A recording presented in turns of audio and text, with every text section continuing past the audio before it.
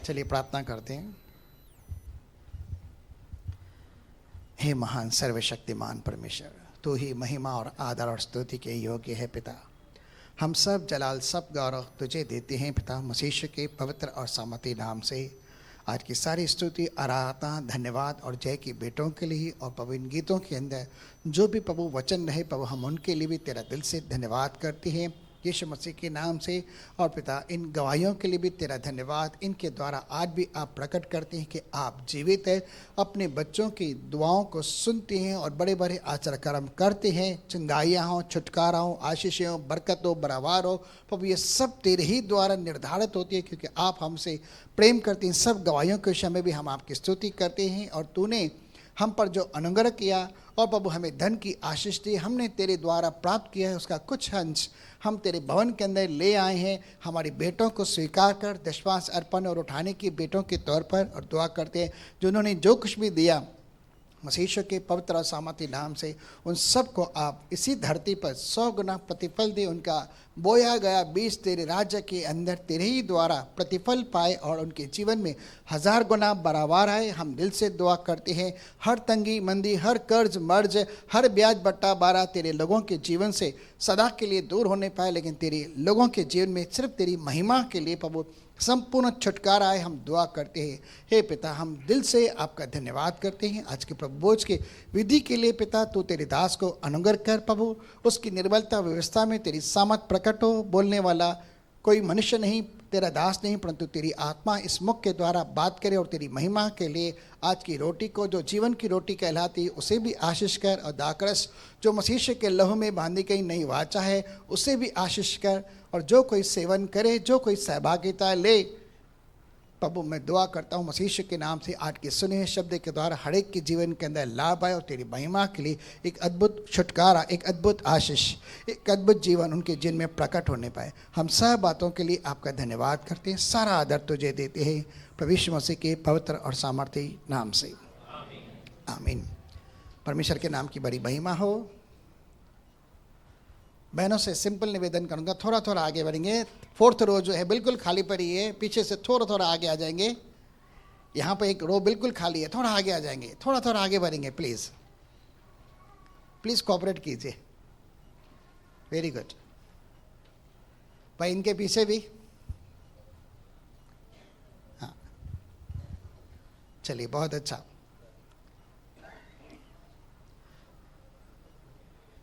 गए सप्ताह में हमने कुछ वचनों को सीखा था। किसी को याद है हमने क्या सीखा था? हम विश्वास के बारे में सीख रहे हैं, राइट? विश्वास कैसे बढ़े और विश्वास कैसे एक्टिवेट हो और विश्वास के द्वारा हम क्या कुछ प्राप्त कर सकते हैं और विश्वास क्या है उसके मायने हम सीख रहे हैं। लेकिन लास्ट प्रभु भोज की विधि के अंदर हमने कुछ सीखा था। किसी को कुछ याद है? चलिए, यूहन्ना की पुस्तक 19 अध्याय के 30वें वचन में जब यीशु मसीह क्रूस पर मरा था तो 7 वचनों में से एक वचन कहता है इट इज फिनिश्ड, पूरा हुआ। भाई किसने कहा इट इज फिनिश्ड? सर के लिए ताली बजाते हैं भाई। यीशु मसीह के विषय में हमने सीखा, जो पाप से अज्ञात है वह हमारे लिए पाप बना कि उसमें होकर हम परमेश्वर की धार्मिकता को प्राप्त करें। और यीशु मसीह लकड़ी पर लटकाया गया गलातियों 3:13-14 के अनुसार कि हम जो अन्य जाति हैं उसमें होकर अब्राहम की आशीषों को पाएं और विश्वास के द्वारा हम उस प्रतिज्ञा की गई पवित्र आत्मा को भी प्राप्त करें और अब्राहम किसी आशीषों को पाएं। और यीशु मसीह लकड़ी पर लटकर हमारे लिए न केवल पाप बना, शापित बना, लेकिन वह निर्धन भी बना था। और उसके निर्धन हो जाने के कारण हमें धनाढ़ की आशीषें मिलती है। इन बातों को हमने सीखा था। और हमने यह भी सीखा था कि कल तक जब तक हम मसीह को नहीं जानते थे, नहीं मानते थे, अपना प्रभु या मसीह या उद्धारकर्ता या परमेश्वर का पुत्र नहीं करके मानते थे, तो हम पर पाप की प्रभुता होती थी, अंधकार का साम्राज्य सा, और हम शैतान की अधीनता और गुलामी के अंदर एक जीवन जी रहे थे। ठीक है, और हमारे स्वभाव के अंदर भी वो सब बुराइयां बाप दादाओं के ज़माने से चलती आ रही थी, निकम्मे चाल चलन के तौर। लेकिन जैसे ही यीशु मसीह क्रूस पर हमारे लिए, आपके लिए, पूरे संसार से प्रेम करते हुए बलिदान हुआ, उसने क्रूस पर अपनी मृत्यु के द्वारा उन व्यवस्था की बातों को जो हमारे खिलाफ थी उन्हें मिटाया। आज हम उन कुछ बातों को देखने जा रहे हैं और उसने कहाँ कहाँ पर हमें छुटकारा दिया है और कैसी कैसी हमारे जीवनों के अंदर आशीष है, क्या अधिकार दिए हैं, हम थोड़ा उनको सीखते हैं ताकि कलीसिया परमेश्वर के शब्दों के द्वारा बहुत ही आशीषित होने पाए और उनके जीवन के अंदर एक ऐसी सामर्थ्य आए जो बोलने के द्वारा कार्य करती है। हम विश्वास करने वाले भाई बहन हैं, ठीक है, और विश्वास अंधे की चीज़ों को देखते रहता है। हमने विश्वास की आत्मा पाई है और विश्वास की आत्मा कभी चुप नहीं रहती, लेकिन विश्वास की आत्मा बोलती है, बोलता है। सर आप बोलेंगे, आप बोलेंगे, ठीक है, लेकिन पवित्र आत्मा फीमेल नहीं है, पवित्र आत्मा मेल है, ठीक है, लेकिन हम उसे कभी कभी फीमेल के तौर पर ले लेते हैं क्योंकि हमें ऐसा ही जताया जाता है और हमारी ऐसी टेंडेंसी है, ठीक है, लेकिन पिता पुत्र पवित्र आत्मा अपने आप में परमेश्वर है। चलिए हम आ रहे हैं कुलुस्सी की पुस्तक दूसरा अध्याय, वहाँ 13, 14 और 15 शब्द के अंदर हम कुछ जा रहे हैं। कुलुस्सियों दूसरा अध्याय 13, 14 और 15 शब्द। और उसने तुम्हें भी याद करना, ध्यान से सुनना इन शब्दों को। ये आपके बारे में, आज की परिस्थिति के बारे में लिखा है जो यीशु मसीह ने आज से 2000 साल पहले आपके लिए, मेरे लिए की हुई है। उसने तुम्हें भी, जो अपने अपराधों और अपने शरीर की खतना रहित दशा में मुर्दा थे। क्या थे? ध्यान देना एक एक शब्द पर। आप क्या थे? जब आपका खतना यानी आपका बपतिस्मा नहीं हुआ था, अपने शरीर में क्या थे आप? मुर्दा हैं कि थे? अच्छे से पढ़िए। जब मैं इफिसियों की पुस्तक दूसरा अध्याय पढ़ रहा था तो वहाँ पर जो कुछ भी लिखा था सब पहले की परिस्थिति लिखी थी, हम क्या थे, लेकिन आज हम क्या हैं उसके बारे में कुछ अद्भुत रीति से परमेश्वर का शब्द कहता है। हम क्या थे? यहाँ थे हम मुर्दा थे, यानी हमारे जीवन में न तो परमेश्वर था, न परमेश्वर की आत्मा थी, न मसीह यीशु का लहू था, न उसका नाम था, न उसका वचन था। हम पाप के कारण महिमा से वंचित हो गए थे, हम मुर्दा थे, ठीक है, लेकिन अब क्या हैं? अब हम जीवित हैं क्योंकि यीशु मसीह ने हमें विश्वास के द्वारा अपने साथ जिलाया है और स्वर्गीय स्थानों के अंदर बिठाया है। आमीन। इफिसियों की पुस्तक दूसरे अध्याय के अंदर ही लिखा है। चलिए और आगे चलते। जो अपने अपराधों और अपने शरीर की खतनारहित दशा में मुर्दा थे, उसके साथ जिलाया। किसके साथ? यहाँ यीशु मसीह के बारे में लिखा है। यीशु मसीह जो क्रूस पर मरा और मरकर कब्र में दफनाया गया, तीसरे दिन जिंदा हुआ, वैसे ही विश्वास के द्वारा जब हमने बपतिस्मा लिया तो उस बपतिस्मे की रीति के अंदर हम यीशु मसीह के साथ क्रूस पर मारे गए, उसी के साथ कब्र में गाड़े गए, उसी पर विश्वास करते हुए हम जिंदा भी हुए। और यीशु मसीह 40 दिन तो अपने चेलों के सामने अलग अलग रीति से दिखाई देता रहा, लेकिन 40 दिन के बाद वह सबकी आंखों के सामने स्वर्ग में उठाया गया। और वहाँ पर लिखा है जैसे ही हमने विश्वास किया, हम भी विश्वास के द्वारा उस बपतिस्मे की रीति पर मृतकों में से जी उठे, अर्थात अपने मुर्देपन की दशा में से जिंदा हुए। और कहाँ उठाए गए? स्वर्गीय स्थानों के अंदर उठाए गए। और गए समय के अंदर हमने पढ़ा छुटकारा अर्थात पापों की क्षमा, जो कुलुस्सियों की पुस्तक 1:13 के अंदर ही लिखी है, उसके 14 के अंदर भी हमने पढ़ा। पापों की क्षमा, छुटकारा हमें मसीह यीशु के नाम से मिला है, ठीक है, और उसने हमें अंधकार के साम्राज्य से छुड़ाकर अपने पुत्र प्रभु यीशु के ज्योतिर्मय राज्य के अंदर लाया है कि लाएगा। हमने इस बात को स्टार्ट के अंदर पढ़ा था। अब चलते हैं। उसके साथ जिलाया और हमारे सब अपराधों को क्षमा किया। हमारे सब अपराधों को, सब गुनाहों को, सब अधर्म के कामों को क्या किया? क्षमा किया। कि करने वाला है। ध्यान देना, यहाँ पर जो कुछ भी है ये 2000 साल पहले ही बीत गया है। चाहे सुसमाचार इन दिनों के अंदर हमारे पास पहुंचा है, लेकिन परमेश्वर पिता ने मसीह यीशु में संसार से प्रेम करते हुए उनके सारे पापों के प्रायश्चित के लिए अपने पुत्र प्रभु यीशु मसीह के बलिदान को एक ऐसा प्रायश्चित ठहरा है जो सिर्फ विश्वास से कार्य करता है, ठीक है। हम उसके अंदर भी जा रहे हैं। हमारे सब लिखा है क्या? कोई सब यानी सब, फिजिकली, मेंटली, इमोशनली, स्पिरिचुअली, जो कुछ भी है, हमारे सब अपराध माफ किए। क्या आप बोल सकते हैं मेरे सारे अपराध क्षमा किए गए हैं? बाजू वाले को हाथ बोल के। हाँ, अभी आप गवाह बन गए भाई। आप गवाह बन गए, जिसने आपके साथ हाथ मिलाया ना वो गवाह है कि आपने बोला था। अरे वाकई भाई परमेश्वर का वचन कहता है और परमेश्वर का वचन कभी झूठ नहीं बोलता। ठीक है, क्या हो गया? माफ करने वाला परमेश्वर है, कोई मनुष्य नहीं है। लेकिन अगर आत्मा कलीसिया से कह रही है तो कलीसिया को कान खोलकर सुनना है करके। मैं आपको खुश करने के लिए नहीं बोल रहा हूँ, लेकिन मैं सच्चाई को उजागर करने जा रहा हूँ। जब आप सत्य को जानते हैं तो सत्य आपको स्वतंत्र करता है। जिसे पुत्र आज़ाद करता है वो सत्य में आज़ाद हो जाता है। तो परमेश्वर का वचन सत्य है। वो आपसे कह रहा है आपके सब सब सब अपराध क्षमा किए गए। ठीक है, तो उसका मतलब है सब क्षमा हो गए। तो इसका मतलब आप कौन ठहरे? आप धर्मी ठहरे। हमने लंबी चौड़ी इनके विषय में भाई से शिक्षा सीखी, धार्मिकता के विषय में। ठीक है, आगे चलते हैं। और विधियों का वह लेख विधियों का वह लेख जो हमारे नाम पर और हमारे विरोध में था, हमारे खिलाफ था, हमारे नाम पर था, हमारे विरोध में था। कौन सा? यानी व्यवस्था जो हमें दोषी करार देती थी, व्यवस्था जो हमें दंड का पात्र बनाती थी। ऐसे ही कहिए, व्यवस्था जो हम पर दंड घोषित करती थी, हमें दोषी करार देती थी, और व्यवस्था के द्वारा जो हमें मृत्यु का दंड मिलता था, क्योंकि हम सब पापी हैं। बाइबल में लिखा है सबके सब पापी हैं, इसलिए परमेश्वर की महिमा से वंचित है। देखिए, अभी मैंने कुछ कहा और अभी मैं चुप कर रहा हूँ। बाइबल में लिखा है हमारे बारे में, हम बार बार चुक जाते हैं वचन बोलते हुए। ठीक है ना, इसलिए हमें से बहुत सारे लोगों को उपदेशक बनना नहीं है। अभी मैंने कहा हम धर्मी हैं, लेकिन अभी क्या बोल रहा हूं? लेकिन हम पापी थे। मैं वापस रेक्टिफाई कर रहा हूं अपने शब्दों को। लेकिन अब हम क्या हैं? धर्मी हैं। तो गड़बड़ न करना करके। हाँ, विधियों का वह लेख जो हमारे नाम पर और हमारे विरोध में था, मिटा डाला। यानी व्यवस्था, यानी मैं पुराने नियम के अंदर जा रहा हूं, क्योंकि पुराने नियम के आधार पर जो मूसा की व्यवस्था थी हमें दोषी करार देती थी, हमें मृत्यु का दंड मिलता था और हमें सजा मिलती थी, इसलिए हम महिमा से वंचित थे। लेकिन यीशु मसीह ने उस सब को अपने शरीर के ऊपर रहते हुए उसे पूरा किया हुआ है। और हमें क्या किया है? आगे बढ़ते हैं। और उसको क्रूस पर जब वह क्रूस पर मरा था तो उसके हाथों और पैरों के अंदर कीले मारे गए थे, उसे लकड़ी पर लटकाया गया था।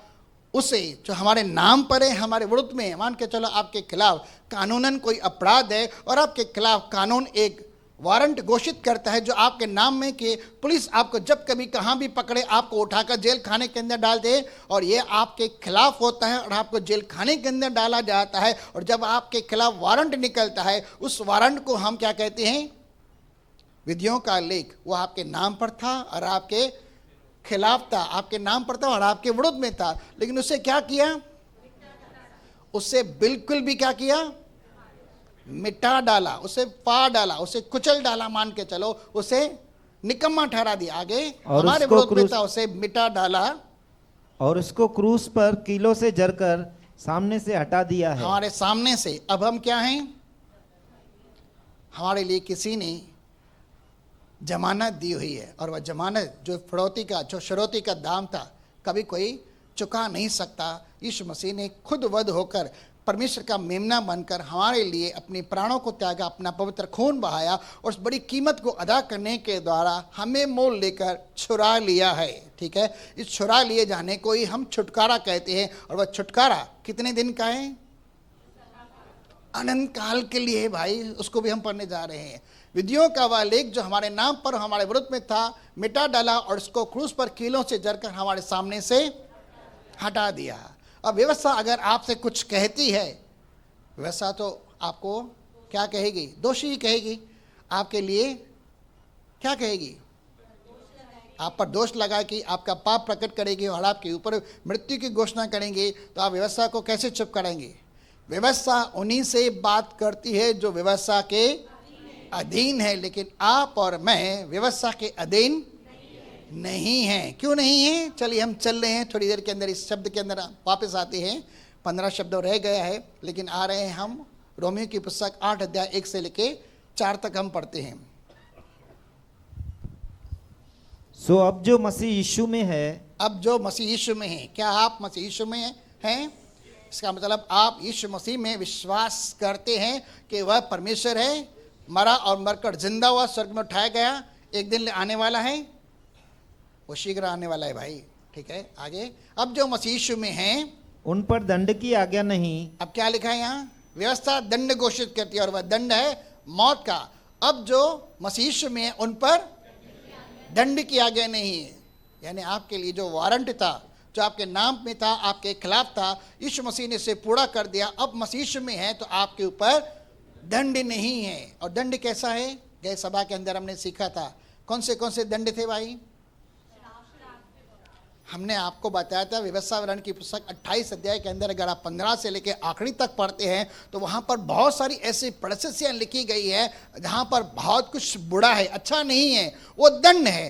क्योंकि हमारे जीवन के अंदर पाप के कारण हम उस चीज को कमाते हैं। कभी बीमारी आ जाती है, कभी घड़ी भी आ जाती है, कभी कर्जा आ जाता है, कभी असफलता आ जाती है, कभी पराजय आ जाती है, कभी दुश्मन हमें घेर कर रहते हैं, और कभी कभी तो हमें खाने पीने के भी वांदे होते हैं। हमेशा हम सिर्फ जुल्म ही सहते रहते हैं और बार बार हम सिर्फ लुटते ही रहते हैं। कभी पागलपन है, कभी अंधापन है, कभी लकवा है, कभी कोर है, न जाने क्या कुछ अलग अलग प्रकार की व्याधियां हमारे जीवन के अंदर आती है। कभी कभी तो बहनपन जैसे भी निसंतान होने के विषय में भी बातें वहां पर लिखी गई है, और ये सब श्रापों के अधीन है। लेकिन यीशु मसीह ने आपको व्यवस्था के हिसाब से क्या लिखा है? अब जो मसीह यीशु में उन पर दंड किया गया नहीं, क्योंकि वे शरीर के अनुसार नहीं जीते। कैसे जीते हैं? अगर आप आत्मा के द्वारा जीवित हैं तो आत्मा के अनुसार चले भी। अगर आप आत्मा के द्वारा ही चलते हैं तो आप शरीर की इच्छाओं को, उसकी लालसाओं को पूरा नहीं करते, क्योंकि आपने अपने शरीर और उसकी लालसाओं को उसके साथ क्रूस पर चढ़ा दिया है, और आप अपने आप को यीशु मसीह के साथ क्रूस पर मार देते हैं। अब आप जिंदा नहीं रहते, आपके अंदर मसीह आकर जिंदा रहता है, और मसीह यीशु के ऊपर कोई व्यवस्था लागू नहीं होती है। ठीक है, आपके अंदर मसीह है, उसको भी हम चार्ज चेक नहीं करने जा रहे हैं। आगे चलते हैं। अब जो मसीह यीशु में है उन पर दंड की आज्ञा नहीं है। इसका मतलब आप दंड, मृत्यु से आजाद हो गए।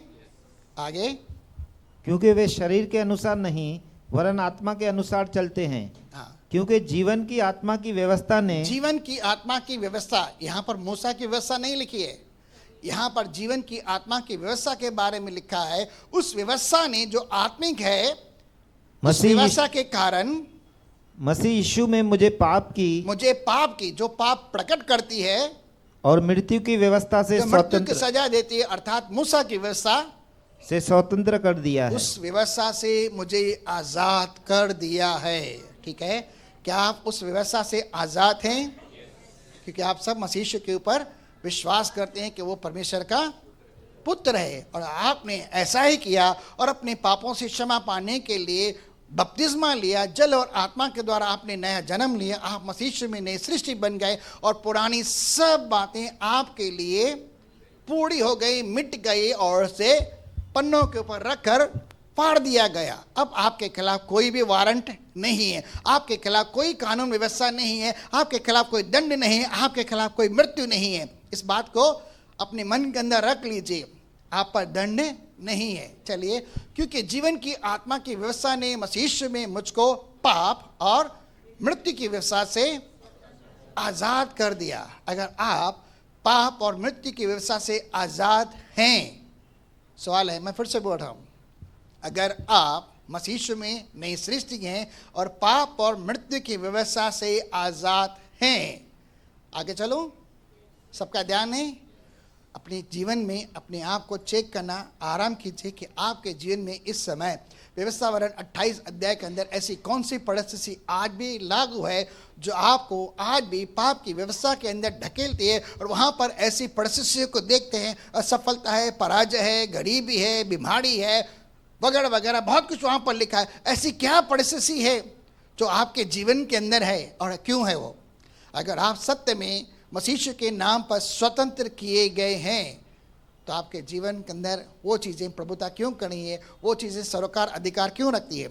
यीशु मसीह ने 14:30 के अंदर कहा, यूहन्ना की पुस्तक के अंदर, देखो संसार का शासक आ रहा है, लेकिन उसका मेरे ऊपर कोई सरोकार नहीं, मेरे ऊपर अधिकार नहीं, मुझ में उसका कुछ भी नहीं है। ठीक है, अगर आप मसीह में हैं तो नई सृष्टि हैं, और पाप के कारण देह मरी हुई है और आपके अंदर मसीह जिंदा है। ठीक है, गलातियों 2:20 के अनुसार कह रहा हूं, आपके अंदर कौन है इस समय? ठीक है, कौन है? मसीह है। आपको किस तरह से अपने आप को देखना है? शरीर के अनुसार नहीं, 2 कुरिन्थियों 5 अध्याय उसका 14, 15, 16, 17 अगर 16 तक पढ़ेंगे तो वहाँ लिखा है, अब तक हमने मसीह यीशु को भी शारीरिक रीति से जाना था, लेकिन अब से हम किसी को भी शारीरिक रीति से नहीं जाने, क्योंकि हम सब आत्मा हैं, क्योंकि हमारे अंदर परमेश्वर की आत्मा है, इसीलिए तो हम उसे हे अब्बा हे पिता कह के पुकारते हैं। ठीक है, क्लियर है? चले आगे, चले भाई ट्रेन आगे चालू कीजिए, विठलवाड़ी से अभी कल्याण की तरफ जाते हैं। हाँ, क्योंकि जो काम व्यवस्था शरीर के कारण जो काम व्यवस्था शरीर की निर्बलता के कारण नहीं कर सकती थी पूरा, उसको परमेश्वर ने किया। खुद परमेश्वर ने किया। हमारे लिए व्यवस्था की सारी शर्तों को उसने पूरा किया, अर्थात अपने ही पुत्र को अपने पुत्र अर्थात प्रभु यीशु मसीह को, जो उसका इकलौता पुत्र है, पाप में शरीर की समानता में हमारे ही समान एक शरीर दिया, जो संसार के अंदर आया और कुंवारी कन्या से जन्मा, परमेश्वर की आत्मा उसके ऊपर उतरी और पाप के बलिदान होने के लिए पाप के बेचकर बलिदान होने के लिए। यशायाह की पुस्तक 53 अध्याय कहता है, उसने अपने आप को हमारे लिए पाप बलि चढ़ाकर अर्पित किया। ठीक है, यशायाह की पुस्तक 53 में जाएंगे तो वहां लिखा है, अपने प्राणों को उसने पाप बलि करके न्यौछावर किया। इसका मतलब आपके पापों का प्रायश्चित किया गया है। आगे, शरीर में पाप पर दंड की आज्ञा दी। शरीर में पाप के ऊपर दंड की आज्ञा दी जाए। इसका मतलब है जो सजा आपको मिलनी थी वो यीशु मसीह ने अपने ऊपर उठाए। जब आपकी सजा यीशु मसीह ने अपने ऊपर उठाई तो आप आजाद हो गए। आपकी सजा पाप के कारण आपको मिली थी, वो यीशु मसीह ने उठा ली भाई। ठीक है, तो आप क्या हो गए? आप आजाद हो गए। ठीक है, आगे, इसीलिए कि व्यवस्था की विधि हम में जो शरीर के अनुसार नहीं, हम में जो शरीर के अनुसार नहीं चलते, वरन आत्मा के अनुसार चलते हैं, आत्मा के अनुसार चलते हैं, यानी विश्वास के अनुसार चलते हैं, वचन के अनुसार चलते हैं, पूरी की जाए। पूरी की जाए। क्या यीशु मसीह ने पूरा किया? यही शब्द तो हमने पढ़ा था 19:30 के अंदर, पूरा हुआ। किसके लिए? मनुष्य जाति के उद्धार का पूरा कार्य हुआ। ठीक है, व्यवस्था के अनुसार जो परमेश्वर की शर्तें थी, नियम थे, कायदे थे, विधियां थे, उन सबको पूरा किया गया है। और यीशु मसीह ने अपने ही आप को परमेश्वर के आगे चढ़ाया और हमारे लिए क्या किया? अनंत छुटकारा खरीद लिया। ठीक है, चलिए वापस आते हैं, हम यहाँ तक समझे।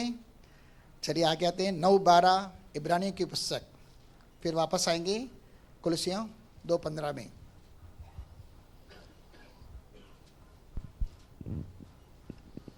और बकरों और बछड़ों के लहू के द्वारा नहीं, हाँ, पर अपने ही लहू के द्वारा। किसके द्वारा? यीशु मसीह ने मेमना बनकर परमेश्वर के आगे हमारे लिए पाप बलि चढ़ाकर अपने ही लहू को क्या किया? परमेश्वर के आगे ले गया।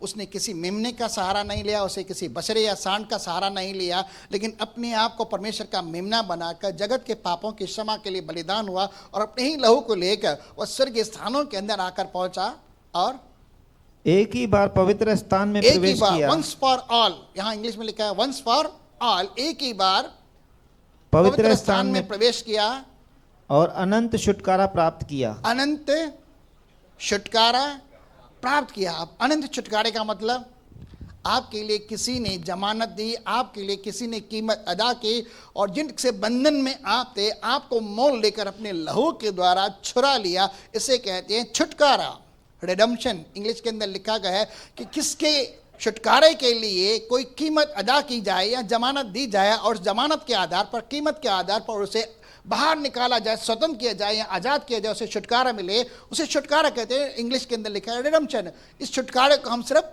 चंद शब्द के अंदर सुनते हैं, लेकिन आपके लिए यीशु मसीह ने सदा सर्वदा के लिए अनंत छुटकारे को खरीद लिया है। और छुटकारे के अंदर कभी अदल बदल नहीं होती, न उसमें से कोई निकाल सकता है, न उसके अंदर कोई ऐड कर सकता है। वह जैसा का तैसा बना रहता है, लेकिन विश्वास के द्वारा उसे हमें इस तरह से अपनाना होता है। आपके लिए खुद परमेश्वर ने सब कुछ पूरा किया हुआ है, लेकिन अब आप क्या हैं? बोलिए, मैं आज़ाद हूँ। आज़ाद हैं। चलिए गलातियों की पुस्तक 5 अध्याय 1 वचन पढ़ते हैं, फिर वापस आते हैं उस शब्द पर। गलातियों 5:1 क्या कहता है? मसीह ने स्वतंत्रता के लिए हमें स्वतंत्र किया है। क्या लिखा है भाई? यीशु मसीह ने आपको आज़ादी के लिए आज़ाद किया हुआ है। सो इसी में स्थिर रहो, इसी आज़ादी के अंदर बने रहो, और दासत्व के जुए में फिर से न फिर जुटो। उलट सुलट क्रियाएं करके, बातें करके, ये करके, अविश्वास करके कभी भी फिर उस दासों के जुए के अंदर मत आओ। फिर से व्यवस्था की बातों को सुनना या व्यवस्था की बातों को लागू करना या व्यवस्था की बातों को सुनकर पूरा करना, उसके चक्कर में कभी ना पड़ो, क्योंकि आपके लिए व्यवस्था पूरी की गई। अब आप व्यवस्था के अधीन नहीं है, आपके लिए व्यवस्था को पूरा किया गया है। ठीक है, इसका मतलब है तो अगर व्यवस्था को पूरा किया गया है तो व्यवस्था के द्वारा दोष या व्यवस्था के द्वारा दंड या व्यवस्था के द्वारा मृत्यु आपके जीवन में नहीं होनी चाहिए। थोड़ा समझे, थोड़ा समझे। अगर किसी के जीवन के अंदर ऐसा लगता है कि शायद मैं किसी पाप के कारण इन चीज़ों को मैं भुगत रहा हूँ, ऐसी से मेरे जीवन के अंदर परिस्थितियाँ हैं या मेरे जीवन के अंदर ऐसी असफलताएं पड़ा जाए, ये सब बार बार मेरे साथ ही क्यों होता है। अगर बार बार यही साइकिल आपके साथ चल रही है और आपके साथ ऐसा बुरा हो रहा है, तो कहीं ना कहीं आपका कॉन्शियस, कहीं ना कहीं आपका मन, कहीं ना कहीं आपकी विचारधारा आपको वहां पर ले जाती है जो आपको पाप के दासों के अंदर रखती है। लेकिन परमेश्वर कहता है हर एक उस ख्याल का, उस विचार का जो परमेश्वर के पहचान के खिलाफ है, क्या करो, विरोध करो, उसका खंडन करो, उसे रिजेक्ट करो। ठीक है, और क्या करो, हर भावना जो अपने आप को ऊंचा उठाती है मसीह यीशु की आज्ञाकारी बना। उसका मतलब क्या है, अब मैं पाप का गुलाम नहीं, अब मैं शैतान की अधीनता के अंदर नहीं, मुझ पर पाप के कारण मृत्यु की प्रभुता नहीं है, क्योंकि मैं अंधकार के साम्राज्य से छुड़ाया गया हूं। ठीक है, और अगर अंधकार आज भी सह रहे हैं और अंधकार के कारण आज भी कुछ लुट रहे हैं और आज के अंधकार के कारण आपके जीवन के अंदर इस समय भी कुछ बुराई दिखाई दे रहा है, कमजोरी, बीमारी, निर्धनता, कर्ज, मर्ज, ब्याज, बट्टा, तंगी, मंदी, कुछ भी देख रहे हैं, आप उसका विरोध कर सकते हैं और यीशु मसीह के नाम से आपके जीवन से वो सारी बातें जाएगी। और यीशु मसीह ने वो आपको अधिकार दिया हुआ है। ठीक है, आगे चलते हैं 2:15 में।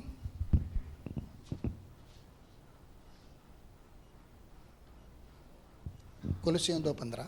और उसने प्रधानताओं और अधिकारों को यहाँ पर क्रम दर क्रम पौलुस जो है आत्मा से भरकर कुलुसियों की कलीसिया के लिए शब्द लिख रहा है। और आज यह शब्द आपके लिए पाप के कारण, श्राप के कारण, उन व्यवस्था की विधियों के कारण हम पर जो प्रधानताएं या जो अधिकारी राज्य करते थे, मैं उन अधिकारियों के बारे में नहीं कह रहा हूं जो देश के प्रधानमंत्री हैं, चीफ मिनिस्टर हैं, गवर्नर हैं, उनके बारे में बिल्कुल भी नहीं बात कर रहा हूं, लेकिन हमारे जीवन के ऊपर, हमारे शरीर के ऊपर, हमारे मन के ऊपर राज्य करने वाले उन प्रधानों अधिकारियों या हमारे घर परिवार, कार्य, व्यापार के ऊपर, परिस्थितियों के ऊपर राज्य करने वाले अधिकारियों के बारे में बात कर रहा हूं। और वो अधिकारी कौन है? दुष्टता के हाकिम में अंधकार की ताकतें हैं। ठीक है, उन प्रधानताओं और अधिकारियों को अपने ऊपर से उतार कर क्रूस पर जब वह मर रहा था, तो ये मत समझना था बेचारा मर रहा था, नहीं, वहां पर भी उसकी 6 घंटे लगातार अंधकार की ताकतों से फाइटिंग होती रही है और पूरा प्रेशर था उसके ऊपर कि एक बार यीशु मसीह कुछ गलत करे, हम उसे दबोच लें, अपने कब्जे में ले। लेकिन उस समय आकाश के अंदर दोपहर से 12 बजे से लेकर पूरा अंधकार छा गया और सारी अंधकार की ताकतें उसके खिलाफ होने लगी और उसे मारने के ऊपर विवश कि कुछ गलत करे, कुछ पाप करे, हम यहाँ पर भी उससे परमेश्वर के अभिप्राय को नष्ट कर दे। लेकिन यीशु मसीह ने अंत तक उन अंधकार की ताकतों से लड़ा और उन सबको अपने ही अद्भुत मृत्यु के द्वारा उतार कर क्या किया, आगे उनका खुल्लम खुल्ला तमाशा बनाया, खुल्लम खुल्ला ओपनली उन सबका क्या किया, मजाक बनाया, तमाशा बनाया। अब तमाशा, कभी आप रास्ते पर जाते हैं तो कुछ ऐसे रहते हैं हाथ में डमरू लेकर कुछ करते रहते हैं। क्या करते हैं भाई? मैजिक शो करते रहते हैं। ठीक है, वो क्या होते हैं भाई, वहां पर वो तमाशा करते हैं और जब तमाशा करते हैं तो कभी कभी कुछ ऐसा हो जाता है। लेकिन लिखा है यीशु मसीह ने सामाजिक रीति पर सबकी आंखों के सामने खुल्लम खुल्ला उन सभी प्रधानताओं का, सभी अधिकारियों का क्या किया, तमाशा बनाया, यानी एक प्रकार से जैसे मजाक बनाया। क्रूस के कारण उन पर जय जयकार की ध्वनि सुनाई, मृत्यु के कारण उनके ऊपर क्या की, जय की ध्वनि सुनाई। इसका मतलब क्या हो रहा है यहाँ पर, जय क्या होता है, जय की ध्वनि सुनाई। जब गोलियत को मारा गया था दाऊद के द्वारा, उसके सर को उसके धड़ से अलग किया गया था उसी की तलवार के द्वारा, तो क्या हो गया था, इस्राएली डर के मारे पीछे हुए थे, वे सब आए और आकर फलिस्तीन का पीछा किया और उन्हें बहुत लंबे नगरों तक उसे मारते गए। और क्या करने लगे? शाऊल की भी जय जयकार करने लगे और दाऊद की भी जय जयकार करने लगे। शाऊल के विषय में कहने लगे इसने हजारों को मारा और दाऊद के विषय में लाखों को मारा। यहां पर क्या हो रहा है? जब गोलियत मारा जाता है, उसकी सेना मारी जाती है, उसे हराया जाता है, तो जय की ध्वनि होती है। यहां पर कौन सी जय की ध्वनि हो रही है? सब लोग समझ रहे हैं? तमाम प्रधानताओं को, सारे अधिकारियों को, जो मनुष्य जाति के जीवन में पाप के कारण, श्राप के कारण राज्य कर रहे थे, उन सबको उतारा, राज्य करने से उतारा, उनके सारे सरकार अधिकार को उतारा और क्रूस की मृत्यु के द्वारा उन पर जय की ध्वनि सुनाई। यानी उन्हें पूरी तरह से क्या किया? पराजित कर दिया। ठीक है, पराजित कर दिया, उन्हें हरा दिया। अब क्या है? ये सारे प्रधान, ये सारे अधिकारी जो आपके शरीर पर राज्य करते हैं, आपके मन पर राज्य करते हैं, आपके घर पर राज्य करते हैं, आपके कार्य व्यापार में राज्य करते हैं, आपके घरानों पर राज्य करते हैं, वो सब क्या हैं? अभी मेरी बच्ची ने यहां पर कहा, कौन सा कहा? हर घुटना उसके सामने झुकता है। कहा ना भाई? हाँ, शायद ऊपर है। ठीक है, उसने सारे प्रधानों को, अधिकारियों को उतार कर उनका खुल्लम खुल्ला तमाशा बना, क्रूस के कारण उनके ऊपर जय की ध्वनि सुनाई और क्या किया? उन सबको आपके लिए और मेरे लिए पराजित कर दिया। इब्रानियों की पुस्तक 2 अध्याय के 14 और 15 वचन के अंदर भी लिखा गया है। चलिए वहां पढ़ते हैं। इब्रानियों 2, 14 और 15। इसीलिए जबकि लड़के मांस और लहू के बागी हैं, हाँ, तो वह आप भी उनके समान यीशु मसीह हू बहू डिट्टो आपके जैसा और मेरे जैसा मनुष्य का रूप धारण करके आया। ठीक है, जैसे आपको अगर डॉक्टर सुई मारता है तो दर्द होता है ना? अगर कोई चोटी काटे तो दर्द होता है ना? अगर आपकी सब्जी के अंदर मिर्ची आ जाए तो आपका मुंह जलता है। एज इट इज, ठीक है, वैसा ही शरीर लेकर आया, कुछ एक्स्ट्रा ऑर्डिनरी नहीं था वो। आगे, इसलिए जबकि लड़के मांस और लहू के बागी हैं, तो वह आप भी उनके समान उनका सहभागी हो गया, ताकि मृत्यु के द्वारा उसे जिसे मृत्यु पर शक्ति मिली थी, यानी अपने क्रूस की मृत्यु के द्वारा उसे जिसे मौत के ऊपर अधिकार मिला हुआ था, अर्थात शैतान को क्या कर दे? निकम्मा कर दे। तो यीशु मसीह ने क्रूस पर क्या किया? किस पर जय जयकार की ध्वनि सुनाई? जिसे मौत के ऊपर अधिकार था, अर्थात शैतान को, उसे क्या कर दिया? उसे ही निकम्मा कर दिया। और उसे अधिकार कहाँ से मिलता था? अगर 1 कुरिन्थियों 15 अध्याय उसके आखिरी भाग के अंदर जाएंगे, पाप का बल क्या है? व्यवस्था। यीशु मसीह ने पाप का बल ही तोड़ दिया और पाप को बल जहाँ से मिलता था, सोर्स व्यवस्था, उसका भी अंत कर दिया। और क्या कर दिया? आपको और मुझको व्यवस्था के पाप और श्राप से मोल लेकर आज़ाद किया। और जिसके कारण हमारे जीवन में डर था, शैतान का सरकार अधिकार रखता था, उसे भी पूरी तरह से कुचल दिया, उसके ऊपर भी जय की ध्वनि सुनाई। अब शैतान कैसा है? सब लोग समझ रहे हैं? सब लोग यहां पर हैं? अब शैतान क्या है? पक्का? किसने हराया है? आप किसकी फौज में हैं? किसके साथ सेना में हैं? दाऊद की सेना में हैं या गोलियत की? अगर गोलियत की सेना में है तो आपको भागना पड़ेगा, हम आपके पीछे आएंगे तलवार लेके। लेकिन अगर आप दाऊद की सेना में हैं तो आप जय की ध्वनि सुना सकते हैं। ये ठीक है ना? बाजू वाले को बोलिए, मैं जय। आप कौन से ग्रुप में हैं भाई? बाजू वाले को बताओ, हाथ मिला के बताओ, आप कौन से ग्रुप में हैं? बोलिए, मैं दाऊद के ग्रुप में हूं, मैं यीशु मसीह के ग्रुप में हूं, जय मेरी है। वाह, वेरी गुड। अब आया? नहीं बोलता हूं, नहीं तो आप थोड़ी हैं भाई, हम तो मनुष्य हैं, परमेश्वर के स्वरूप समानता है, हम थोड़ी ऊँट हैं करके ऐसा बोले करके, लेकिन कहावत है करके ऐसा मुंह में आ जाता है। आगे चलें। अब शैतान हरा दिया गया, लेकिन आपकी पोजीशन क्या है?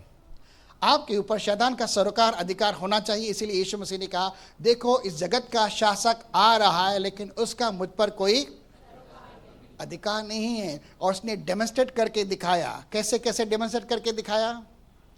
जब कभी उसके सामने परिस्थिति आती थी तो क्या करता है? आंधी सामने आती है, तूफान सामने आता है, क्या बोलता है? चुप हो जाओ, शांत हो जाओ। कैसे बोलता है? अधिकार के साथ बोलता है। क्या यीशु मसीह ने आपको अधिकार दिया है? दिया है? पक्का? किसके किसके पास है? हाथ मिलाकर बाजू वाले को बोलो, किसके पास अधिकार है? आप जो धरती पर बांधोगे वो स्वर्ग से बंधेगा, आप जो धरती पर खोलोगे कहाँ से खोलेगा? अरे इसके कहने का मतलब है आप जो कुछ भी धरती पर करोगे, मैं स्वर्ग की सामर्थ आपके साथ लगाऊंगा, एंजेलिक पावर्स को मैं आपके साथ लगा दूंगा, यीशु मसीह के लहू की मैं सामर्थ को आपके साथ लगा दूंगा, और पवित्र आत्मा की सामर्थ को मैं आपके साथ लगा दूंगा। जब आप धरती पर ऐसा करेंगे, बांधेंगे या छोड़ेंगे, मैं आपके लिए स्वर्ग की पूरी ताकत को लगा दूंगा। बड़ा ही अधिकार दिया है आपको और मुझको, लेकिन अगर हम नहीं इस्तेमाल करेंगे तो क्या होगा? आज मसीह चुप है, इसके लिए शैतान सक्रिय है। लेकिन जिस दिन मसीह यीशु ने अपना मुंह खोलना आरंभ कर दिया, शैतान का राज है थरथरा जाएगा, गड़बड़ हो जाएगी, यरीहो की दीवारें गिर जाएगी। मैं बार बार ऐसा कहता हूँ, आप अपना मुंह खोलिए वचन के लिए, और जब आप वचन बोलते हैं, उस वचन के खिलाफ दुनिया की कोई ताकत, नर की कोई ताकत, दलों की कोई ताकत, शैतान की कोई ताकत उसके खिलाफ खड़ी नहीं रह सकती। और यीशु मसीह ने इसको भी डेमोन्स्ट्रेट करके दिखाया। जब यीशु मसीह ने अंजीर के पेड़ को शाप दिया तो कैसे दिया? अब से तुझमें कभी कोई फल न लगे। तो क्या हो गया? तुरंत जड़ समेत सूख गया। लेकिन क्या किया? सिर्फ मुंह का इस्तेमाल किया, शब्दों का इस्तेमाल किया, अधिकार के साथ वह बोला और जैसे शाप दिया, और क्या हो गया? गर्भ हो गए। जब वह लाजर के पास आया, कब्र के पास, तो उसने क्या कहा? कुछ किया क्या? ए पिता, मैं तुझसे प्रार्थना करता हूँ लाजर को जिंदा कर दे। ऐसा किया क्या कुछ? अधिकार के साथ उसने शब्द बोला, लाजर बाहर आ। पूरी कायनात ने, अधलोक ने, मृत्यु ने उसके शब्द को सुना और उसके अधिकार का सम्मान किया। मौत ने लाजर को 4 दिन के बाद भी वापस कर दिया। उसके शब्द में क्या है? सामर्थ है। और आपके पास क्या है?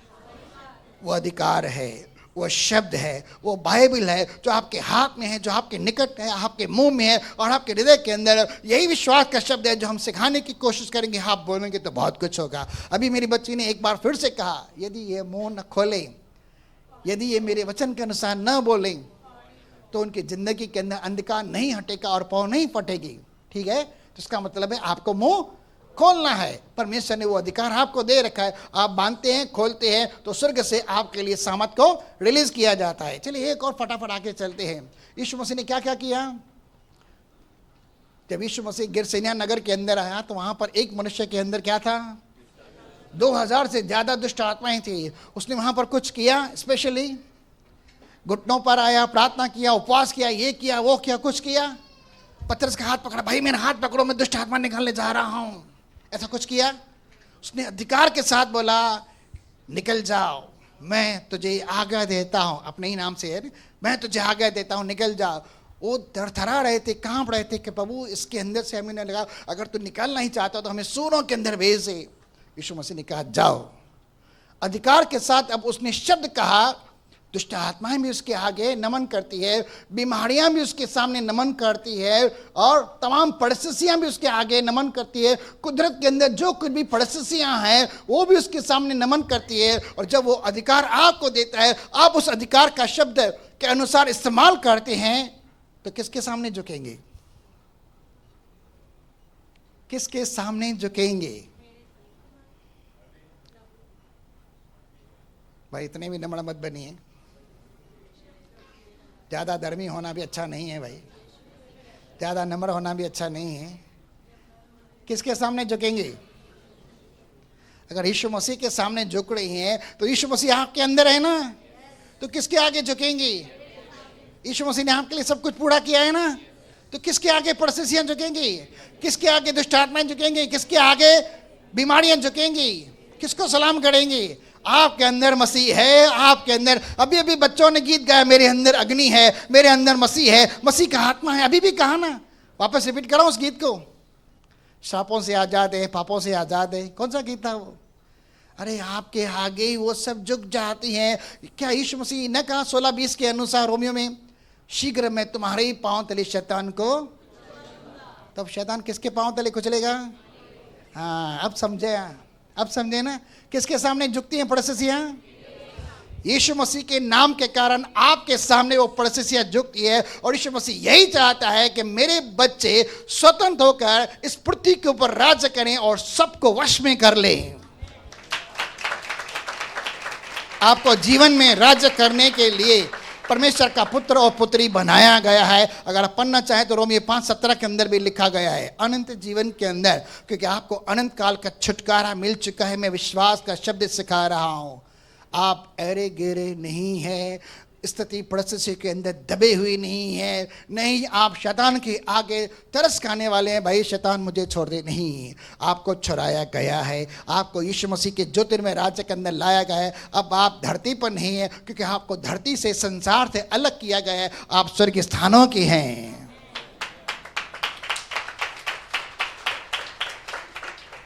आगे चलें, तब क्या करना है? अधिकारों का इस्तेमाल करना है। कैसे करेंगे?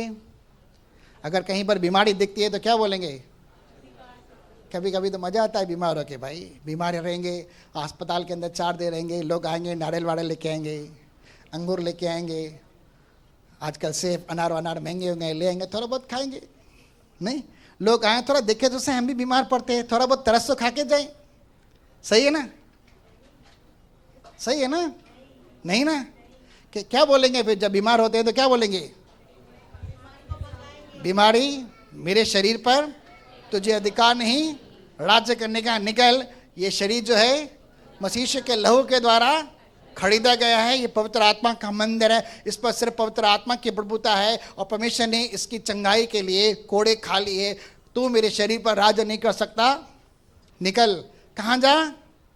बोलना बयाबान स्थान पर, ठीक है? किसी और के पीछे नहीं भेजना भाई, किसी और के पीछे नहीं। एक बार तो ऐसा हो गया था भाई, तहाँ बूता कटना तो बूता विजंदा भी आया मैंने, भाई ये धंधो असां न कंदा आहियूं, काश धंधो कयो, जाम मालदार थी वेंदासीं। नहीं भाई, हमारा धंधा नहीं है करके हम निकालते हैं जरूर, ठीक है, लेकिन किसी के अंदर डालते नहीं। वो जादू टोना है भाई, ब्लैक मैजिक होता है, और कभी करना भी नहीं इसके बारे में। चलें भाई, टाइम हो गया है मेरा, थोड़ा हद से ज़्यादा हो गया टाइम, क्षमा करना, लेकिन टॉपिक सिखाना था। नेक्स्ट टाइम हम अधिकारों के विषय में सीखेंगे।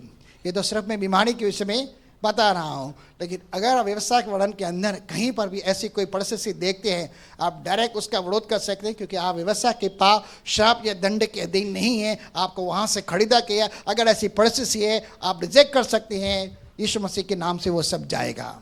आमीन। चलिए अच्छे से पढ़ना व्यवस्था 28 अध्याय 15 से लेके आखिरी तक, कहीं पर भी कुछ भी आपके जीवन के साथ संबंधित है, आप बैकआउट कर सकते हैं, ठीक है, खंडन कर सकते हैं, विरोध कर सकते हैं, सब कुछ पूरा हो जाएगा। चलिए, क्या एक जोरदार ताली प्रभु करने।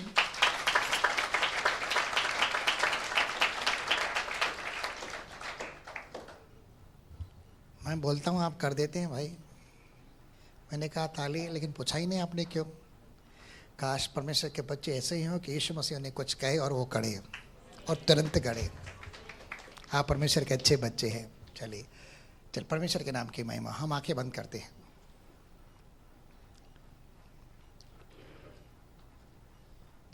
कुल मिलाकर 5 मिनट का समय है मेरे पास। अपने जीवन में देखिए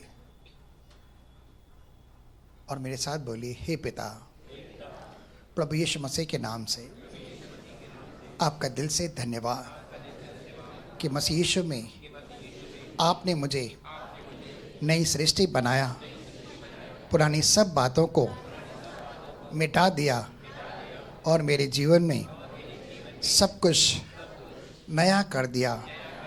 मेरे जीवन में जो भी पाप गुनाह थे, आपने अपने पुत्र अर्थात प्रभु यीशु मसीह को मेरे लिए, मेरी जगह पाप बनाकर, पाप का बलिदान होने के लिए क्रूस पर मेमने की नाई लटकाकर बलिदान किया, जिसने मेरे सब पाप गुनाहों के प्रायश्चित के लिए अपना पवित्र लहू बहाया, और पाप के कारण मेरे जीवन में जो भी श्राप थे, और इन श्रापों के कारण मेरे जीवन में अर्थात मेरे शरीर में, मेरे प्राण में, मेरी आत्मा में, मेरे घर परिवार में, मेरे कार्य व्यापार में जो भी शापित परिस्थितियाँ थी, उन सब को भी आज आपने दूर कर दिया।